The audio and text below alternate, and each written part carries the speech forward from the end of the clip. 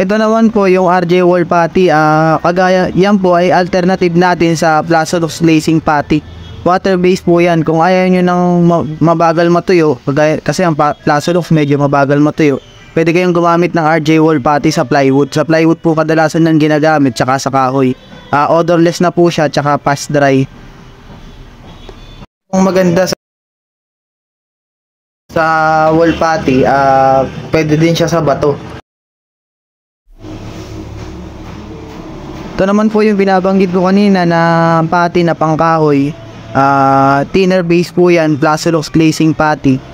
Yan ay medyo matagal yan matuyo. Sa mga plywood po siya ginagamit. Ginagamit yan pagkatapos magpahid ng flat wall enamel, pagka primer, tsaka lalagyan ng putty pagka yung mga part na hindi ganun kapantay. Yan naman po may nakalagay siyang procedure kung paano siya gamitin.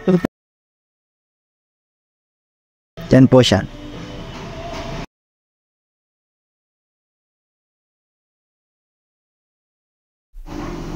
Ito naman po yung gypsum putty. Kadalasan ginagamit yan sa mga gypsum board.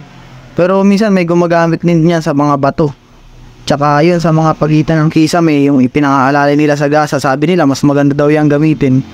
Tsaka hindi siya lumuluha pagka ginamit niya yung masilya na yan. Gagaya ng ibang masilya, pag inilagay mo, hindi agad natutuyo. Kung bumabagsak yung masilya natin, nawawala doon sa pinaglagyan.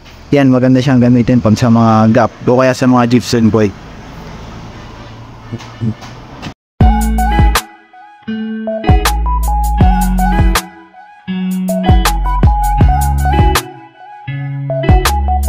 Ito naman po yung masonry putty. Kadalasan po ang masonry putty from the word masonry.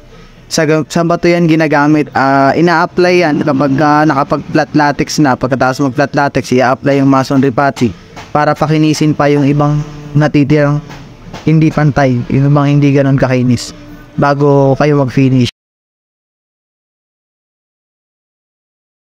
Dagdag ko nga po pala, marami tayong klase ng putty.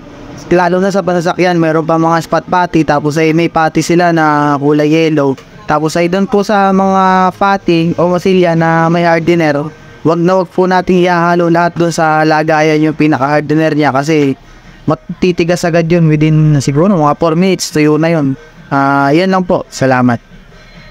Maraming salamat ulit. Sana may natutunan kayo sa mga ibinahagi ko tungkol sa mga putty at masilya ngayong araw. Ako nga po pala ulit si Christian, ang inyong paint buddy na naniniwala sa kasabihang trust the process to get your success. Thank you. Yes,